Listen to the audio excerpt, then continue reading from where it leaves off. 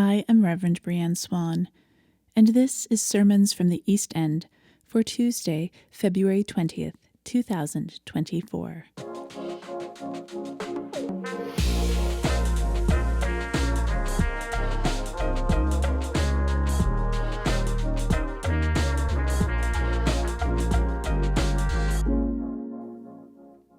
Hello and welcome back after a much longer absence than I had ever intended. I may not have been publishing our sermons via various podcasting platforms, but we have been very, very busy, particularly in our community and justice ministries at East End United. Of particular note, this fall, East End United hosted 30 asylum seekers in the basement of our Eastminster campus, 24/7. This was a monumental effort, and we could never have done it without the help of our neighbours in the East End of Toronto, our United Church friends, as well as our ecumenical and interfaith partners. Right now, we find ourselves within the first week of Lent, a time to reflect on those ways we find ourselves separated from God, as well as what we need to change in our lives in order to move towards reconciliation with the divine. We begin our Lenten journey with an old, familiar story, or at least the end of an old, familiar story. God sending the rainbow and making a covenant with Noah.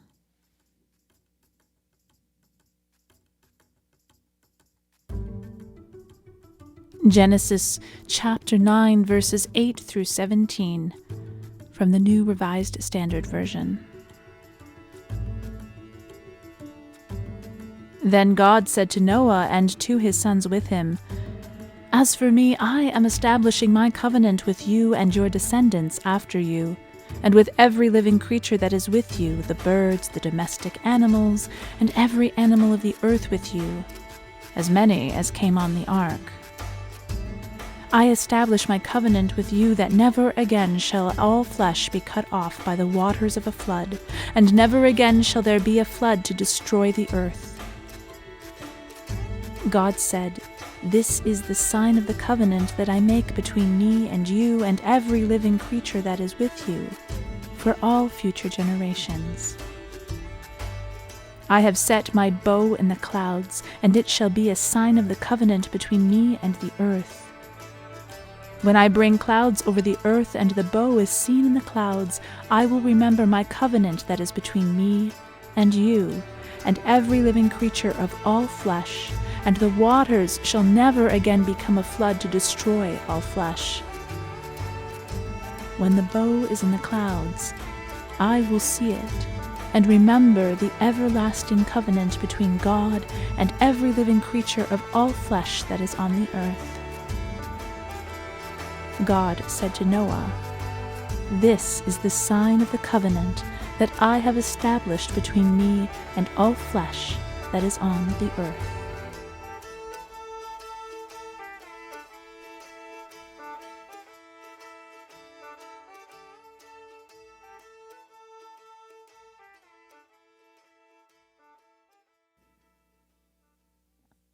For anybody who has been hanging around a church for any amount of time, as I said earlier, this is a familiar story.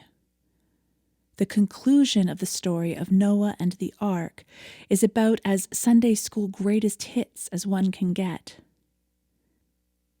Noah and the ark is an old, old myth, based upon other old, old myths coming out of Mesopotamia. And this particular flood story emerged in its current form approximately 5.5 centuries before the birth of Christ. God sending the waters, leading to the utter decimation of all fleshly creation, was an incredibly violent act. And I like to think that this covenant is God changing their mind. That perhaps God eventually came to the conclusion that killing everything and everybody just caused them way too much sorrow and heartbreak, and that God's own heart was softened enough to consider that there must be another way.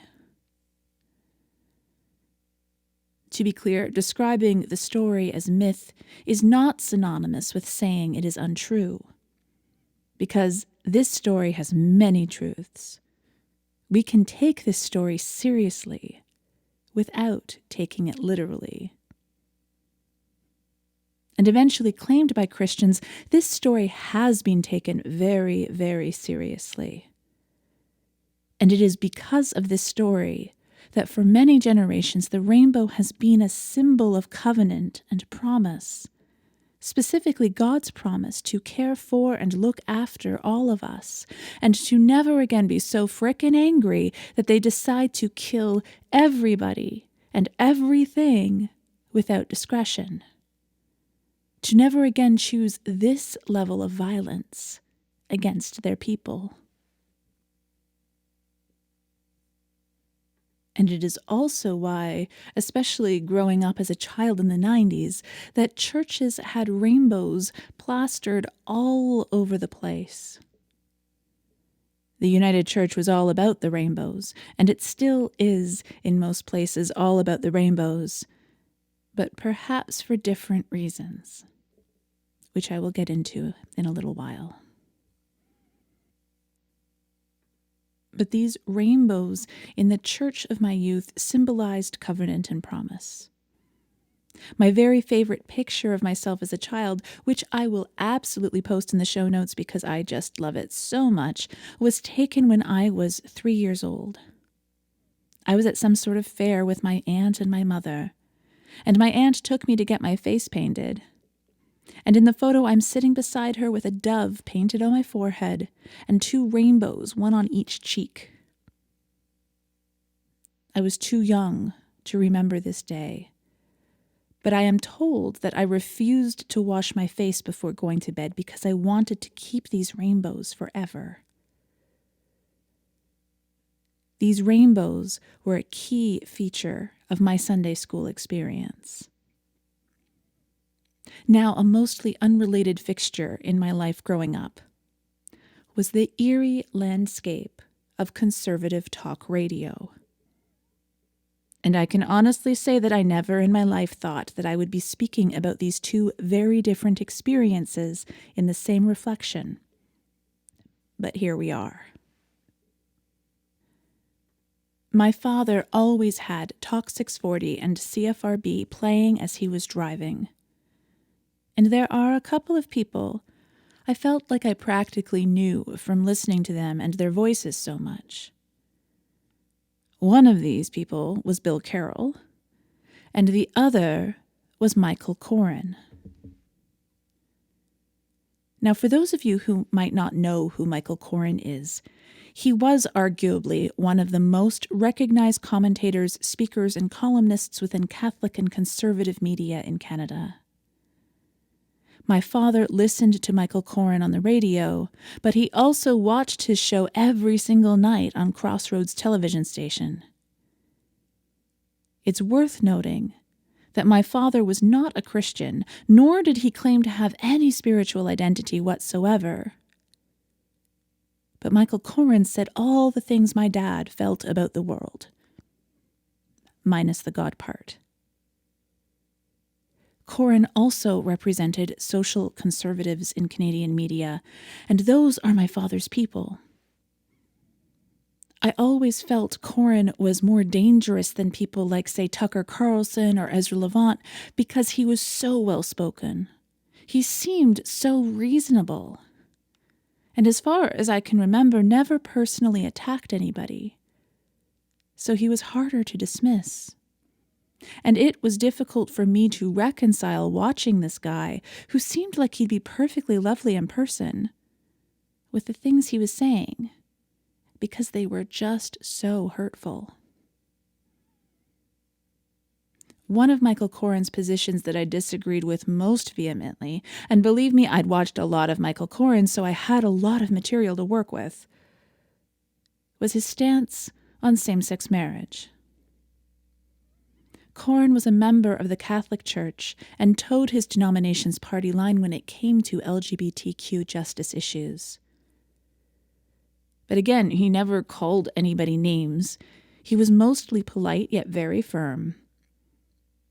But by his own account in more recent years, he emboldened those who were perhaps not as restrained to be more outward with their hatred. He wrote, he spoke, and people took his words and ran with them.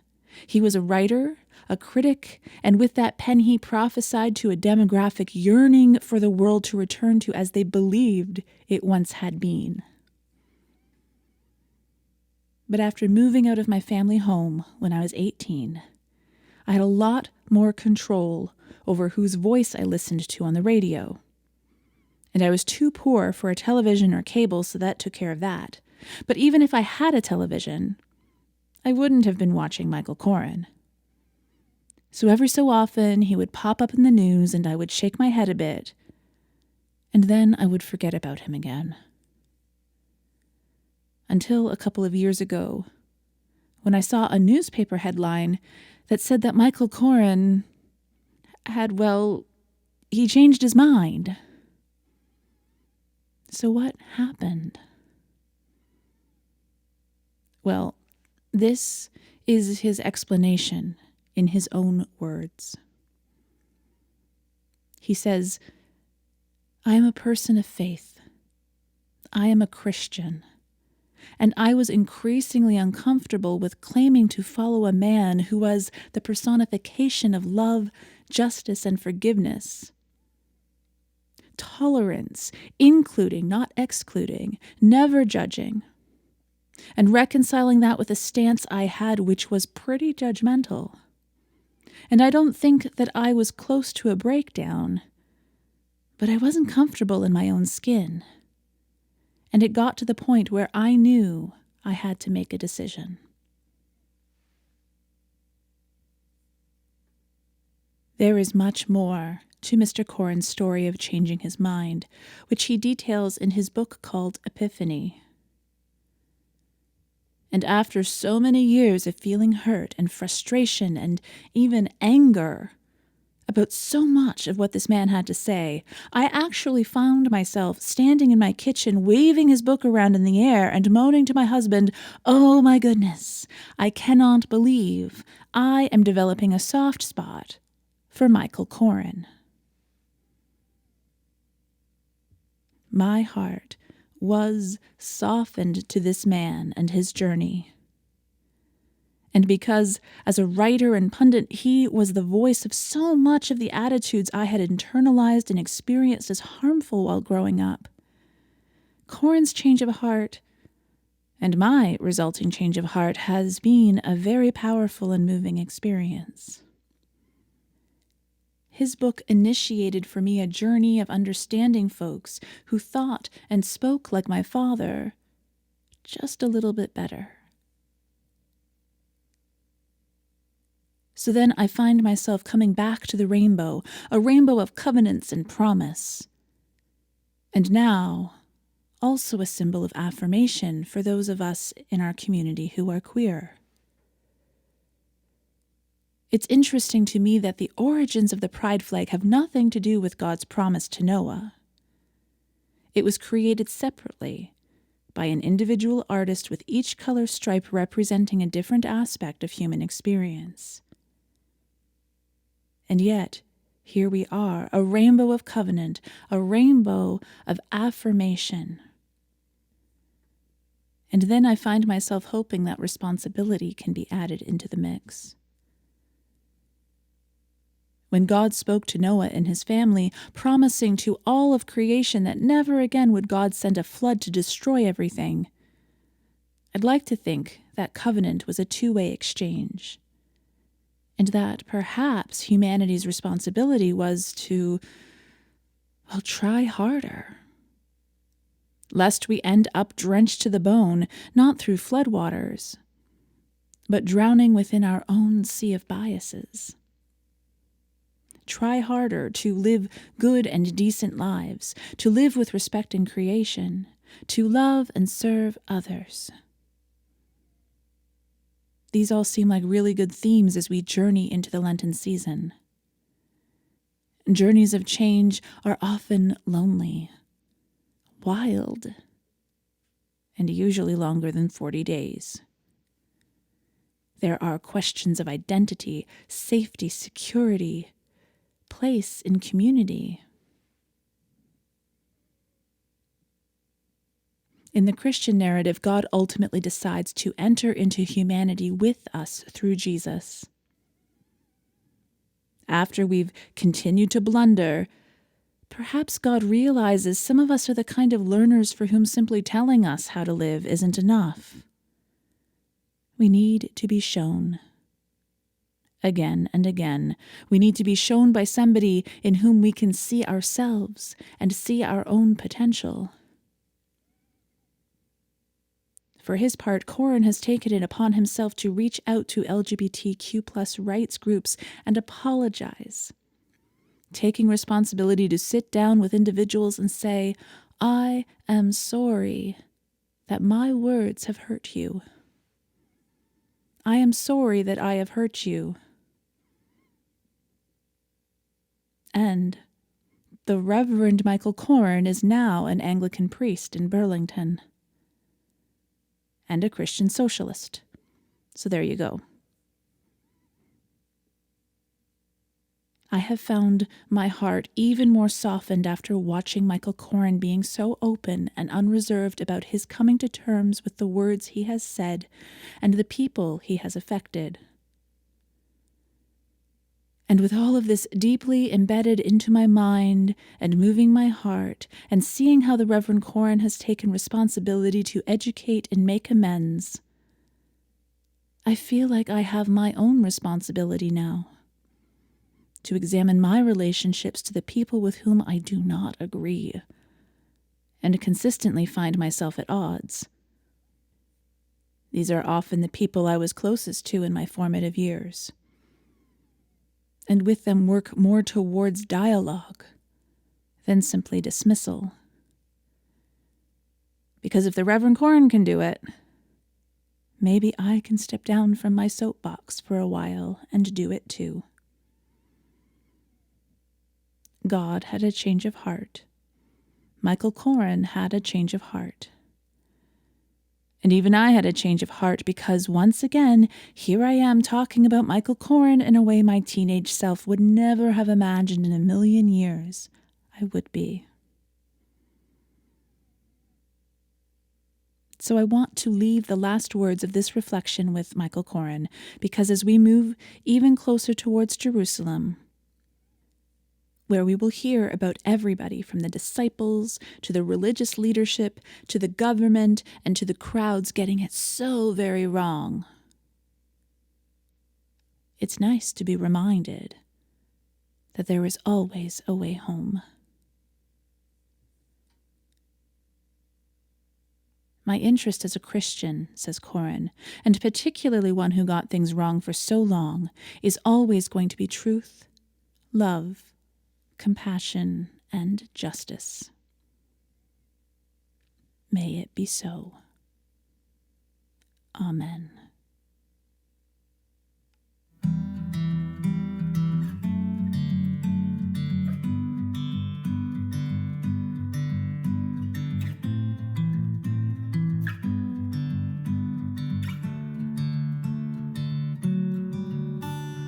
Friend, you will be freed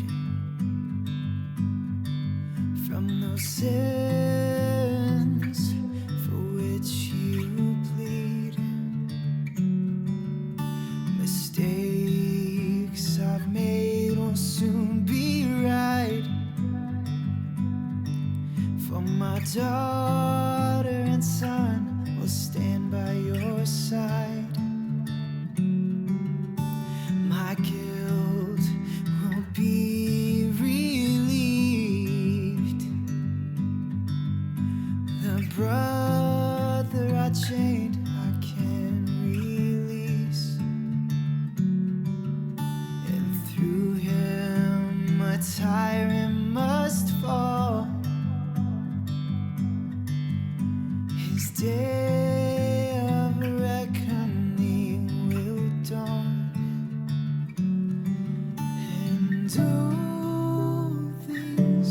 must come to an end. The wrong made right, with time it all ends. This crippled man still believes that I make my own choices, but they don't make me.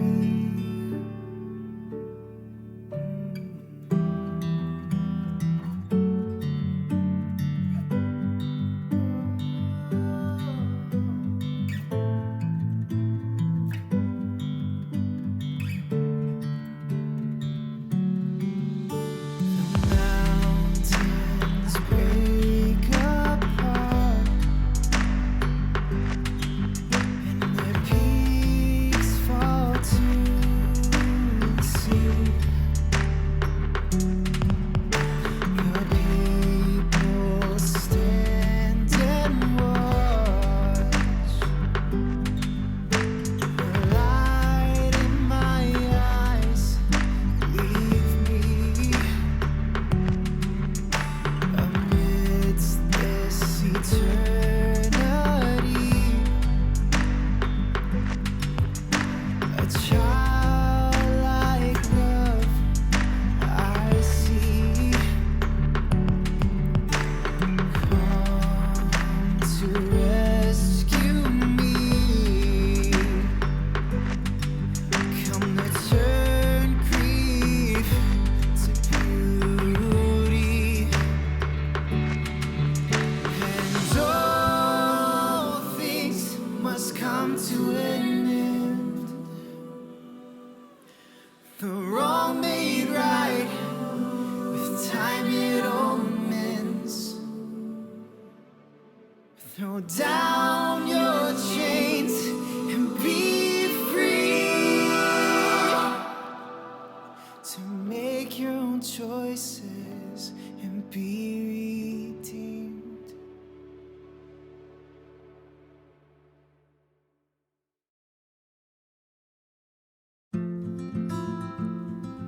East End United Regional Ministry is committed to supporting our neighbours throughout the East End of Toronto. We run a weekly food bank market out of our Glen Roads campus on Gerrard Street, as well as out of the cold from our Eastminster campus on Danforth Avenue.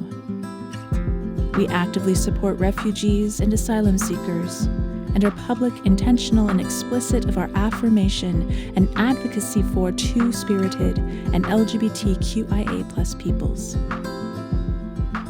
We gather for worship on-site and online Sunday mornings at our Eastminster campus, and Thursday evenings at our Glen Roads campus. We are a community working to figure out how to embody the words of Cornel West, who said, "Justice is what love looks like in public." We don't always get it right, but we are committed to working for progress, even as we acknowledge that we are a work in progress. If any of this sounds interesting, we would love to meet you. Feel free to send me, Reverend Bri-anne, an email, bswan, BSWAN, at eastendunited.ca. I would love to connect over coffee, either in person or online.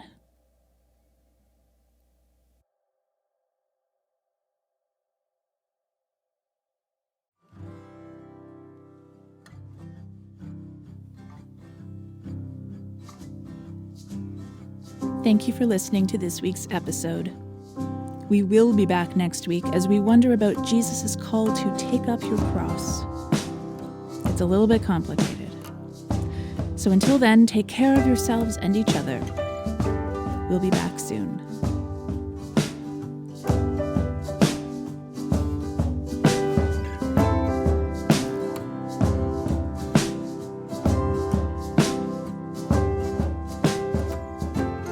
East End United Regional Ministry is an affirming community of faith within the United Church of Canada. You can learn more about our community, including our many outreach programs, by going to www.eastendunited.ca.